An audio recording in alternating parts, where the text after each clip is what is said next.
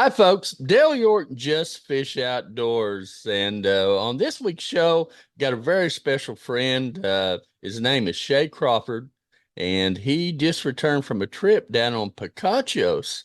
And as you guys know that listen to my show occasionally or very often, that's the place that's near and dear to my heart.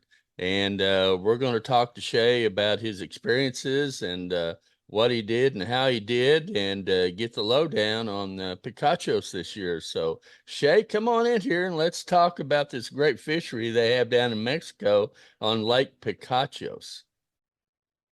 Yeah, Dale, first of all, I appreciate you having me on to be able to share my experience. And you were a great help. And you kind of, about 4 years ago, turned me on to Lake Picachos and told me about it and said that it put it on your bucket list. And so I kind of saved up time and the finances and made it happen.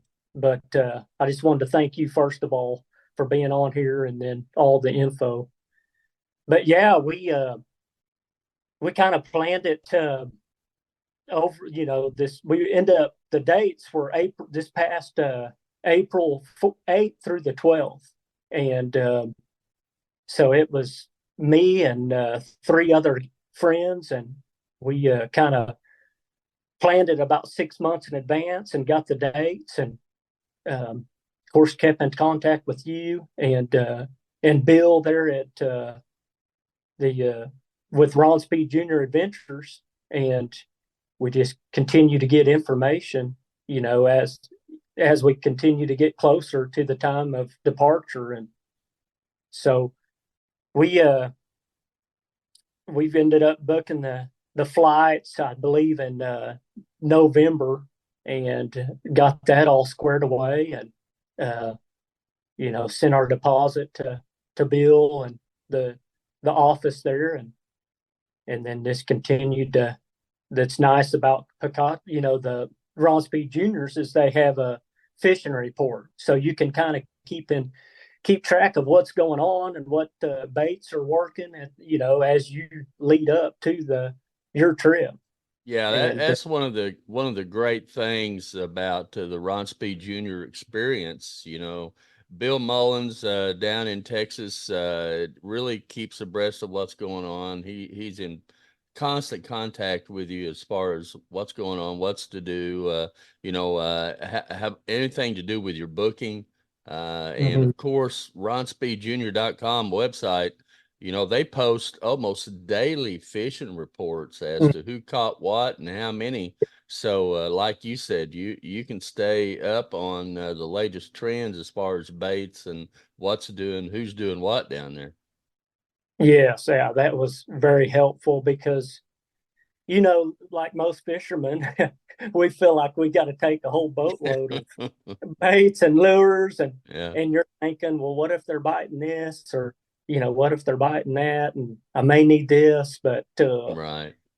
obviously you helped out, had a nice list, and we had lunch that day, and you kind of printed out uh, what you'd like to take, and different things. And of course, when you do send off your deposit, then you get the information. They mail you like a waiver and a whole bunch of information in the mail. So that's very helpful on little things that you may not think about, but uh, of what to bring. And so that was very helpful. And I called Bill Mullins multiple times before we left, and he, was real quick to answer all the questions, and was, excellent help, and uh, super, super nice guy. So that was very helpful, along the way. But but yeah, we just like I said, we booked the flights there in November, and then it was actually a better price point to fly out of Dallas than it was here in Tulsa. And so we, three of us, actually loaded my truck up, and drove down to Dallas and flew out of Dallas there. And then the other friend, he flew down and met us in Dallas. So we went from Dallas to Monterey, and then we had a short layover, and then flew into Mazatlan there, and that evening on the 7th, and April 7th, and then uh, we had our driver was in Ron Speed Jr. Nice hat and shirt, and he was waiting for us right at the exit. Super easy. And he had a nice caravan waiting for us with Coke and water, and super easy going, and then it was about an hour drive from the airport to get to the lodge. Yeah, So that's one of the great things about Picachos versus some of the other Mexican lakes around that region is it's a very short van ride from the airport to the lake, as mhm, opposed to Guerrero or Comadero or some of the other lakes where you could be in for 2-3 hour plus van ride just from the mhm. airport to get to the lake. But that's one of the things that makes Picachos very user friendly. Yes, yeah, and then Jorge, the lodge manager, met us there. Even it was even I think it was the way our flights ran. It was probably 10 p.m. before we got in, a little later than we wanted, but that's just the way it worked out. And he had sandwiches for us, and just had our rooms ready. And you know, as we've talked before, you bring your own line, your tackle, and your reels, and he had a nice assortment of rods waiting for us right there that we could pick out that night and have them uh, rigged and ready to go for the morning. And But boy, isn't that a stress reliever than we're trying to carry around a 7 foot rod case yeah, through the airport and on the oh, plane. And some of those airlines would gig you big time anymore for a rod case. yes, yeah, it was a smooth transition through the airports, and they did a little random bag checks a few times, but when you told them what you were doing, they knew that you were there for fishing when they saw Right. all the lures you had in your bag. So Yeah. very smooth going through, and all the checking your bags in. So that was nice, and a couple of the guys with me had never flown international before, so they were a little bit nervous, but Sure. I just reassured them that everything would be okay, and I was taught a long time ago that if you don't know, then ask someone. So Yeah. we just found someone to ask, and it was a real easy uh, Yeah. Yeah. transition. So Yeah, I've been down there numerous times going through customs in and out, and never had an issue one. yeah, And it's super simple as long as you fill out your little custom cards before you hit the airport, that you can get. Sometimes when you leave your departure airport, you can get those cards and fill those out, and yes, it just makes it so easy when you get to the Mexican airport. You just show them the cards and they go through it. And, many times you can be in and out of there in just minutes. yes, and that's the way it was. It was very smooth. You tell them you're there for fishing, and they just get you right along your way. So that was nice, and so it kind of eased the guys that hadn't traveled as much, eased their Sure. mind, and Yeah. and then it's once you get to the lodge, we settled in and we picked out our rods, and of course, we like you told us we couldn't have line on our reels, and so we spooled everything up, uh, and then got ready for the next morning. So and it was nice. The rooms had hot showers and good beds and plenty of room, and refreshments. So it was very easy and laid back and quiet. So that was nice as well. And we slept hard after traveling all day, and Oh, I uh, bet. yeah. So they told us that they would, we'd have a wake up call. They'd bring us coffee about 5:45, and then they would get our rods and reels and tackle and take it down to the boat, and we'd meet our guide, and then breakfast was ready, and it was full full platter for breakfast. Yeah, I mean, excellent food. I can't speak highly enough of the food and the accommodations and whatever you needed. Jorge and the staff do an excellent job. They make sure you have everything you need. Um, and you just, if you need something, you just ask, and they're right Yeah, there. that's one of the great things. I mean, when you wake up, they knock on your door and bring you coffee and orange juice while you're waking up, and you Yeah, set your rods and your tackle box out on the little front porch there, and you go down to eat breakfast, and the guides and the helpers actually come and gather your equipment and put yeah, it in the boat that you're going to be fishing with that day. So, yeah. it just really doesn't get much easier than that. No, I mean, yeah, you're right. It it was, just everything you could dream of and more. I mean, it was just all your main responsibility is to catch fish, and There you go. that's what people come down there for, and that's what happened. And so we just have a nice breakfast and coffee, and then uh, you're on the water about 6:30, and your guides got the boat ready, and then you go out from there.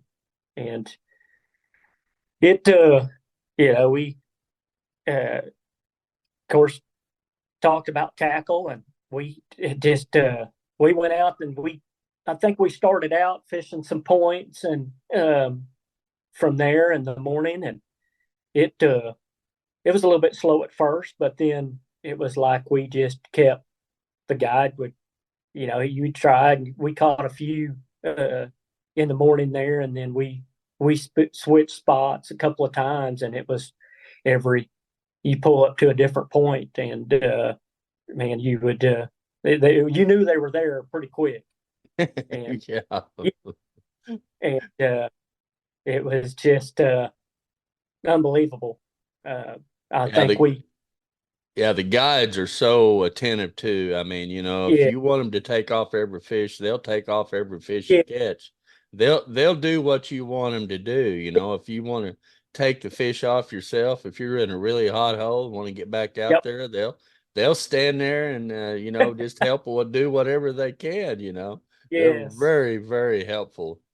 yes it was nice. I had been on some striper, and catfish guiding trips, but never bass. And um, so it was a little different, but and it took a little bit to get used to, but it didn't take long. And there was times where, you know, uh, I would want to try a bait, and I would just let the guide tie one on for me, and I would continue to fish with Right, the bait on, and that was nice. I mean, they're like you said, they'll do as much or as little as you want, and yep, uh, they all seem to know enough, English that you could, kind of work through things. And right, but they were very knowledgeable of the lake, and very experienced.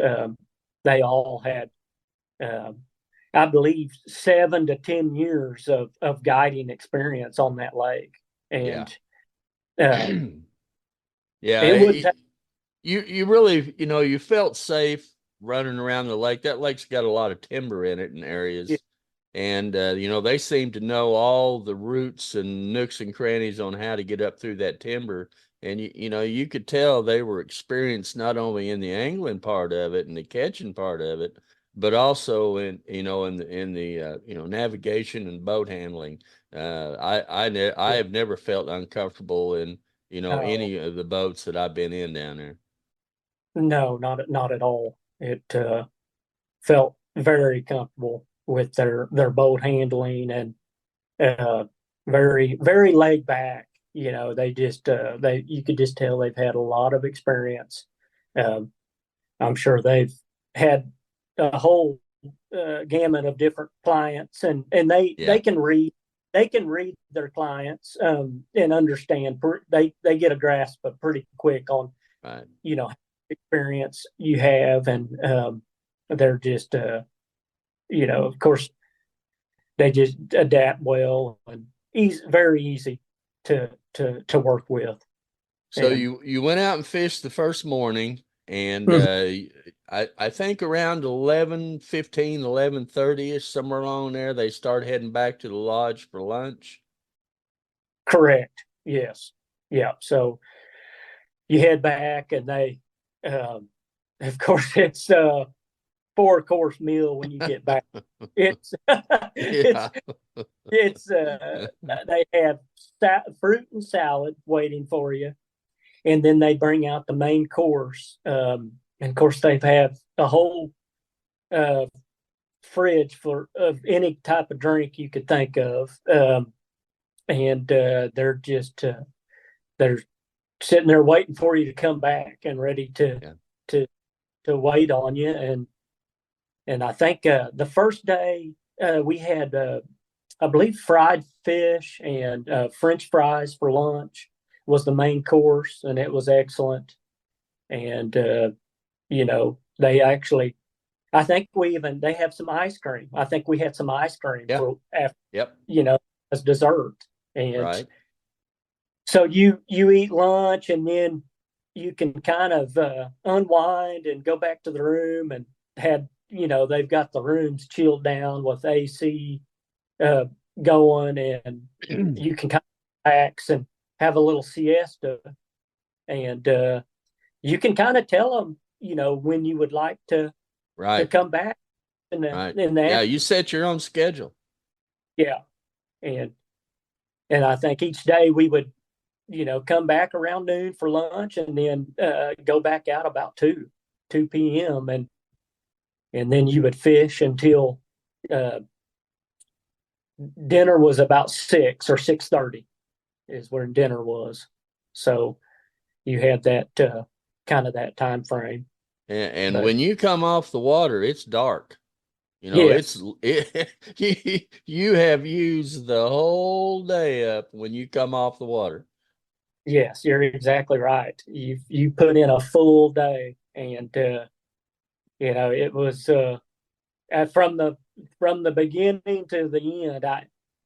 We there was I was fishing with a buddy of mine, and then uh, the two other guys were father and son, and we at least caught over 100 fish a day, and sometimes the mornings were better than the afternoons, but sometimes it didn't.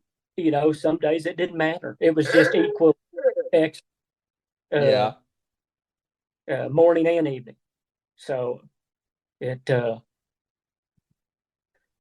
but yeah, I mean, come back for dinner, and uh, I think it was we had the Mexican food night the first night, and it was homemade tamales and enchiladas and excellent guacamole if that's what you prefer. Excellent Right. salsa, uh, and it's more food than I. I know I gained 5 pounds in just because the food was so good. Uh, And they have that seafood night where they yeah, bring out, half the sea. You got lobster and shrimp and oh yeah, everything on that plate. it was excellent. We took pictures, and we just it was I mean, it was excellent to say the least. Yeah. So it was quite the experience for sure. Yeah, And it's a 5-star thing, folks. I mean, if you love to bass fish, you need to put this on your bucket list and go yes, down and fish this lake. Spend 3 or 4 days down with Ron Speed Jr. I mean, it's a seamless situation. You just get on the plane with your tackle, your reels, and your line, and you show up down there, and they do everything else. You don't have to do anything else if you don't want to. It is a 5-star experience, and like Shea said, folks, I've been on some of the trips and caught in excess of 200 fish a day. It's just phenomenal fishing down there. Now, Shay, you were down there in April. Now, Correct. the weather was a little warm in April. Were you comfortable fishing in April as far as weather goes? Yes, in the mornings, it was cooler in the mornings, and once the sun started coming up, it warmed up. But I actually wore long I to protect from sun. I wore long sleeve breathable shirt Yeah, and it wasn't really as bad because that it's kind of like that desert that climate where it was cooler in the evenings and then uh, warmer in the afternoons, but the humidity wasn't near like Oklahoma is. So right. it was definitely bearable. And you know, when you're catching so many fish, you tend not to think about the elements because you just you're you're just thinking about making the next cast and Right, how big's this next one going to be. And right. uh, and each boat has ice chest full of drinks. So Yep. you get to hydrate well. Um, so it was a little warm, but it was definitely not uncomfortable by any means. Right, right.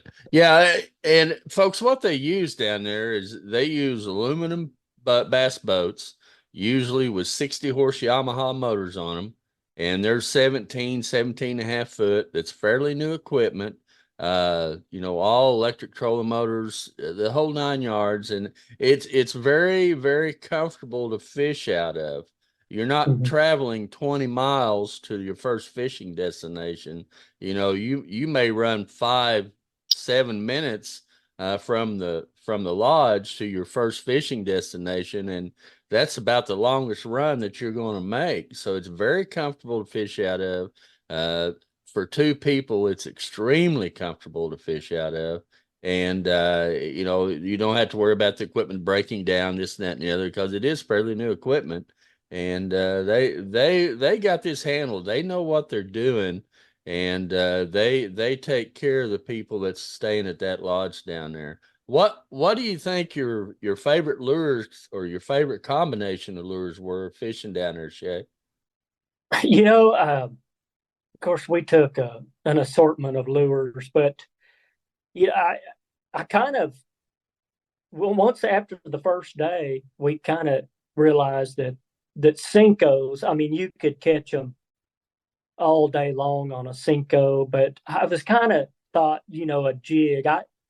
I fished a jig here in Oklahoma, but didn't have the confidence that I would like to have. Watched, you know, you and my dad over the years catch a lot of fish on a jig, and but I was like, I want to get build some confidence, and I threw like a 9/16 ounce jig and like a green pumpkin color with a zoom speed crawl, and the a lot of times that chartreuse spike it helped a lot, and Yeah.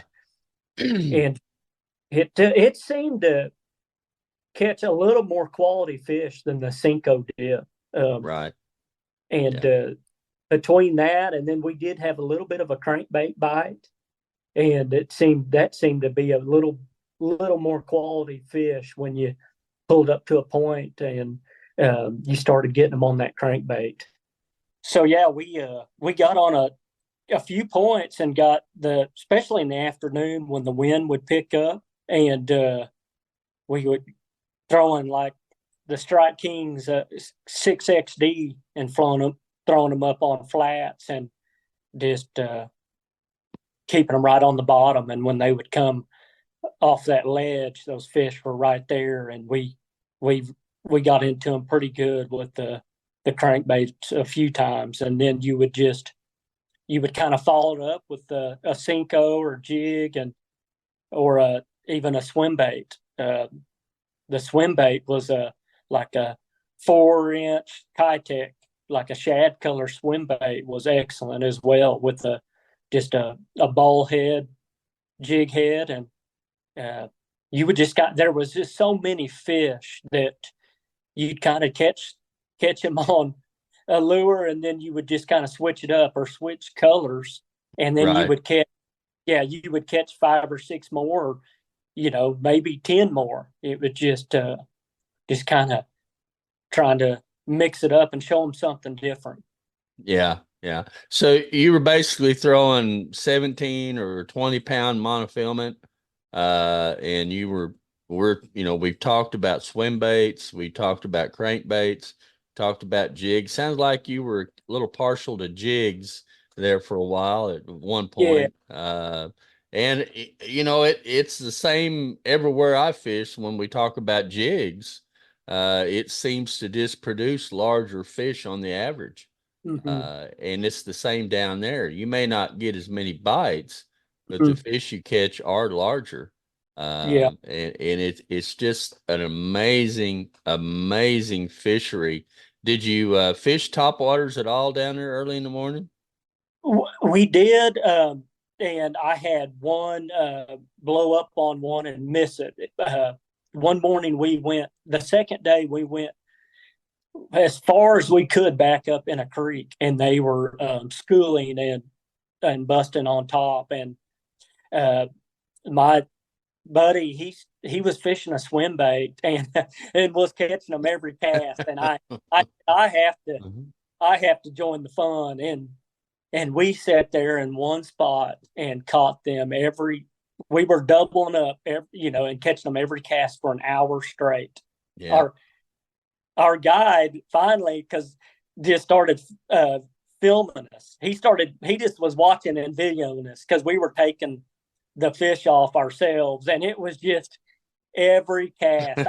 It was just, I, it just the whole trip was it was it was unbelievable. The Right. best fishing experience. Yeah, I've had a lot of people ask me about fishing down there, and I've talked to a lot of people and tried to help people out that are booking trips to go down there or getting ready to go down there, and I know the vast majority of them, when they ask me how many fish you typically catch a day, I can tell the vast majority of them don't believe you when you tell them how many fish you on the average. Not a good Yes, day, not a bad day, just an average day. And I could tell that you guys were somewhat apprehensive as well when I was telling you how many fish you catch a day. But you're true believers now. I promise you that. I'll never doubt you again. You, but I think you're like, well, I know the last trip you had was in 2022, if I'm not mistaken, and you kind of like, well, what if you begin to kind of doubt? You're like, well, what if it's not as good as it used to be, or what if I'm not taking the right baits, and what if the weather, But it was like you kind of after the first day, that kind of you're out, it goes out the window, and you're like, wow, you're just this is everything that you had told us, and then some. And like I said, it's I'm hooked. I mean, it spoils you, and you come back home and you're like, it's just not the it's not the same. Yeah, it is absolutely, folks, a remarkable fishery. And you don't have to be a very accomplished bass fisherman and in the techniques of bass fishing to catch fish down there. You can be a beginner, intermediate, and you can go down there and absolutely wear yourself out. And the fish are good sized fish. And it is amazing to me, and still is, just how strong those fish are. Mhm. They pull so hard for their size that you really truly believe you got a much larger fish on the end of your line. And Yes, I agree. yeah, yeah. And I talked to another one of the guys that went down with you, and Jeff Potts, and Yeah. he was absolutely shocked as well as the number of fish that you guys were catching, and Hmm. how consistently you were catching them. Yes. And so you like to jig, you like Yeah. crankbaits. Now, once Hmm. again, folks, these guys were down in April. I've been down in January, February, March, and April. Fished this lake here in all four of those months, and the bait selection kind of changes a little bit depending on when you go, as far as what my favorites are. But Hmm. what Shay's telling you in April is a very, very, very good selection of baits to take down there with you in April. So you fished what all baits did you fish, Shay? Yeah. So we did catch a few. I caught a few smaller fish on a spinner bait, and like I said, I think we went through at least 200 Cincos, and that's no joke. We you could catch them all day long on Cincos. It's just Texas rig and um, 3/8 ounce weight, and in the afternoon, if it was a little windy and you needed a little more weight, you'd go to a half. And but so a Cinco and a green pumpkin or watermelon, and then green pumpkin jig. Um, we caught a few on a chatterbait, crankbaits. I did catch a few on a jig and spoon, even. Um, but it was like, and swim baits were, so the jig, the crankbaits, Cincos, and swim baits were our four main baits. And Yeah. they, And folks, let me tell you, if you're going down there, especially fishing the Seikos, a little trick that I come across many years down there was to, and Shay alluded to it earlier, is to take a bottle of Spike at Chartreuse and dip about the last inch and a half of tail of that Cinco in that chartreuse. And I guarantee you, folks, that will increase. Not that you really need it, but that'll yeah, really increase your number of strikes that you get on that Senko. Just dipping that little chartreuse tail in there, that seems to really, really get them revved up. yeah, yeah. I agree. And there was times where you'd catch them, and maybe you can't make a few casts and not get a bite, and you would dip it, and then following cast you would get a bite. It made me a firm believer in the spike it and chartreuse, and Yeah, uh, yeah, it made a difference. And my friend there, he started dipping his, so it we just kind of shared a bottle of it, and it definitely made a difference. And yeah, the guy would would dip it for you. He right. knew that, yeah. And so it was nice little addition Yeah. to give them a little different, and it made a difference. Well, folks, we're going to get pretty close to winding this thing up for today's show. If people are out there listening or watching this and they need some information on Picachos, or just have some inquiries they'd like answered, feel free to jump on my Facebook page, or you can email me, justfish@justfish.com. That's for the JST folks. And of course, you'll be able to find the video version of Just Fish Outdoors podcast on YouTube, as well as some of the other some of the other outlets. And of course, you'll be able to find the audio version out there on Apple, as well as some of the other outlets as well. So be sure, you get in touch with me if you need some information. I'll be more than happy to try to help. And Shay, I want to appreciate thank you for coming on the show today and talking about your experience. Uh, that truly, truly is a special, special place for bass fishermen who enjoy bass fishing. and I know that you're already making plans to go back. So Yes, sir. I'm not sure I can do it every year, but we've already made plans, maybe every couple of years. So we're looking ahead in the future, and I'm hooked, and can't thank you enough for all the help. And oh, that's yeah, you've been my mentor, with outdoors for a long time since I was a kid. So I just appreciate everything, and can't thank you enough. well, it's been for those who don't know, I've known Shay's dad for over 50 years. Yeah, That's a long time, and so I've really watched Shay grow up, and he's yeah, become quite the man. He's a firefighter and a family man, yes, a very very religious young fellow, and he's quite the person he has become. So we're real proud of him as well. So anything you need, Shay, all you got to do is ring my bell. I'm more than happy to help. I So, appreciate. any final words you'd like to part before we get out of here?